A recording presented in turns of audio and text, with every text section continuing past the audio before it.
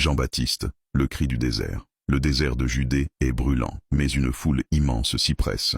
Un homme au look improbable, vêtu de poils de chameau et se nourrissant de sauterelles et de miel sauvage, harangue les foules. Jean-Baptiste ne vient pas flatter les oreilles, il appelle à la repentance. Il dénonce l'hypocrisie des puissants et la complaisance des religieux. Son message est simple: préparez le chemin du Seigneur. Dans les eaux boueuses du Jourdain, il plonge ceux qui reconnaissent leurs fautes.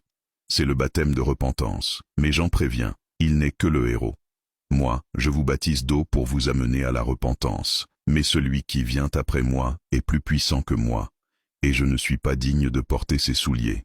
Lui, il vous baptisera du Saint-Esprit et de feu.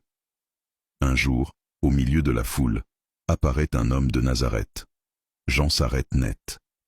Il reconnaît celui qui l'attendait. C'est moi qui ai besoin d'être baptisé par toi, et c'est toi qui viens à moi. Mais devant l'insistance de celui qu'il nomme l'agneau de Dieu, il s'exécute. Au moment où il sort de l'eau, les cieux se déchirent et une voix retentit. Celui-ci est mon fils bien-aimé, en qui j'ai mis toute mon affection. La mission de Jean touche à sa fin. Il a préparé le terrain, il a réveillé les cœurs endormis. Il accepte son sort avec une humilité radicale. Il faut qu'il croisse et que je diminue. Jean finira décapité dans une prison pour avoir dénoncé l'immoralité du roi Hérode, mais il restera pour l'éternité celui qui a ouvert la porte à l'ère la plus importante de l'histoire humaine.